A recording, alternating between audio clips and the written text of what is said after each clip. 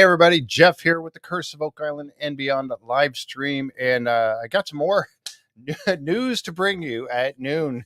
Well, it's not quite noon. Okay, it's 12:37. Whatever. But I getting everything ready and wanted to come on here and share some new news going on, both on and off of Oak Island this week. We've had some interesting developments. We know that the long reach excavator was taken off of the island. Um, and everybody thought, okay, well, it's done. It's done its work. It's on its way out. And then the next day, it's on its way back. So we're kind of wondering exactly why that happened. And I'm trying to see if this is working properly here. Can you guys hear me okay? All right. Hey, everybody showing up here. Hey, Bass. Jenny's getting inky with it is here. Mary, how you doing? Let's see. Wow, Hugh Lawrence. Good day to you. Having fun, 79. Jeff's in the house, $10 Ray. Hey, thanks for coming by. Like I said, I wanted to give a quick update of some of the stuff that's going on, like the long reach excavator. As we know, it was working up on the hill there, kind of up on top of the hill. I call it the top of the hill, kind of in front of 10X area, on the little road there going down to Smith's Cove, working that area. It disappeared, and then the crane showed up. Then they had all those, well, before the crane, or about that same time, all them dump truck loads of something was showing up on the island. A cement truck. We don't know exactly what the cement truck was doing. Could it be something going on personal somewhere? Could be. I don't know, but it was with all the other vehicles coming across. And the little compression roller that came across, like a steamroller type of thing, the smaller one came across. It looked like they were making some sort of a pad. That's exactly the type of equipment that they would bring in if they were making a pad. And then we see the crane show up. And well, the smaller crane and then the large crane with the extra boom shows up, and it gets erected over there by where the long reach excavator was working on top of the hill there in front of 10X, kind of in, between the money pit and the cave in pit. So why would they need the long boom again on that crane? Why would they need the crane with that big of a reach?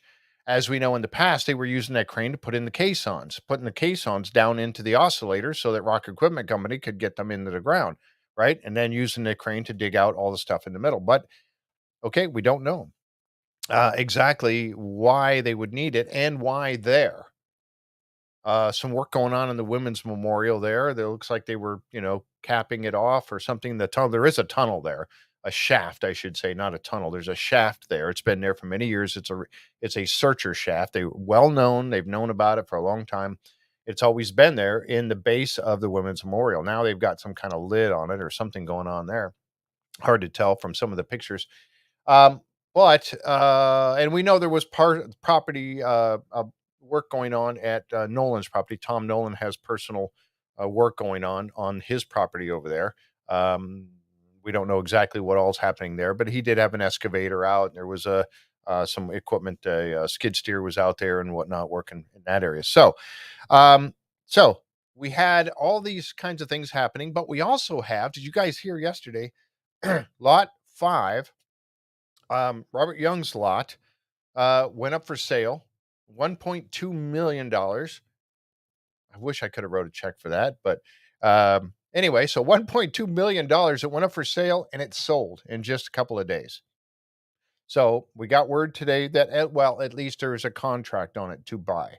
So it's being listed as being, pending, I guess it would be, right? So that property is now being sold. So Anthony Castle, first time joining the chat, and I watch religiously, but for the first time in here, thank you for coming by, Anthony. Appreciate you stopping in. I really do, and I'm glad. Hope you enjoy it.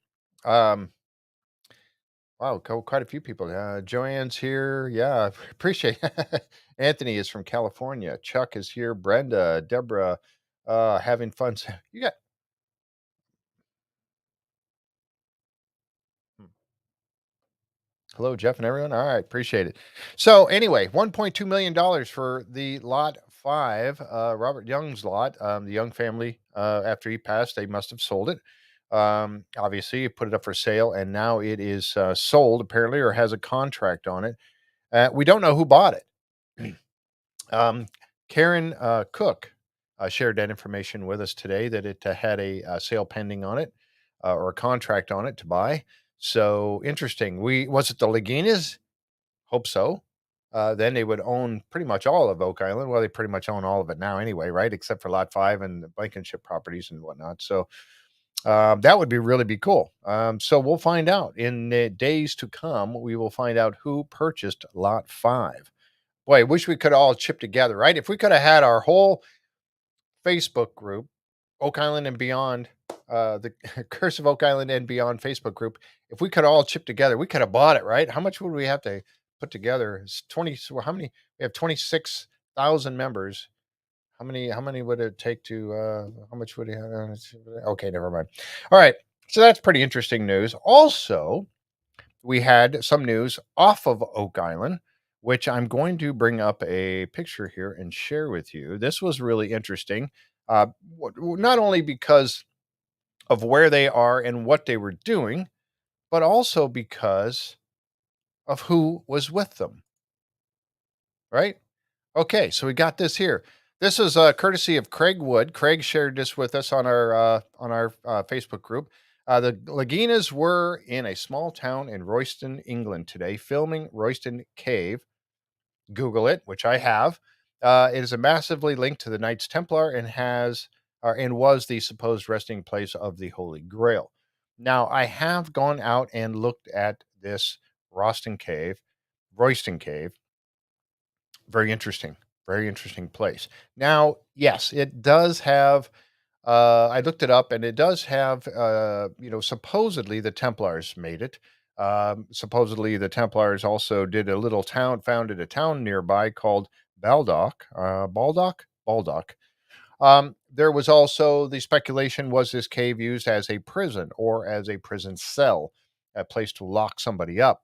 There's a lot of carvings and stuff on the inside of the walls of this place. Looks really, really cool. So interesting. So, but the really other interesting thing about this, and we're going to find out, were they there because of a Beyond Oak Island episode or something like that? Maybe coming up. It could be. But let's take a look at who is here.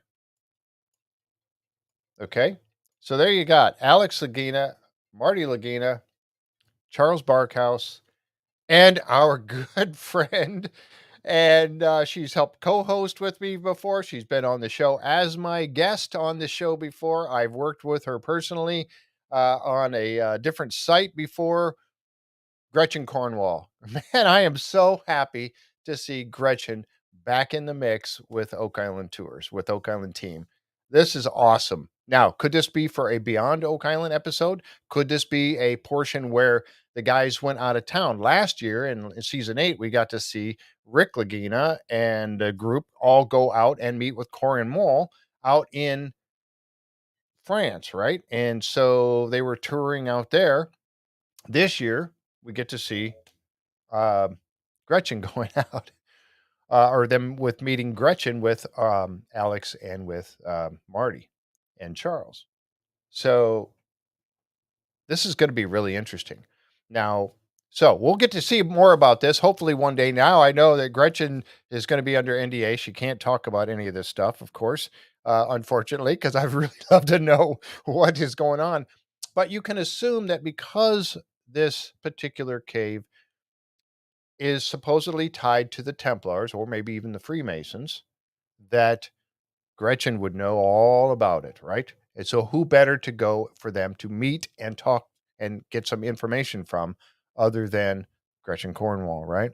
All right, great researcher, author, just a wonderful person. So, we're really, really excited about that. Also, let's see. Oh, I was talking about the $1.2 million for lot 5. There is a post up. Karen Cook brought this up today. Let's see. Yeah, $1.2 million. It does have a contract on it. So now one of the other things that I wanted to bring up, excuse me, is that we also have Tom and Henry were out and they went around, as you know, they spent a whole week in Mahone Bay and a meeting with so many wonderful people: Alessandra Nadavari, Terry DeVoe, Carmen Legg. They got to go and have dinner with Scott and Terry Scott and Terry Matheson, and Steve Guptill was there. Laird was there. Of course, Alessandra and her husband Tim. I mean, and Nikki.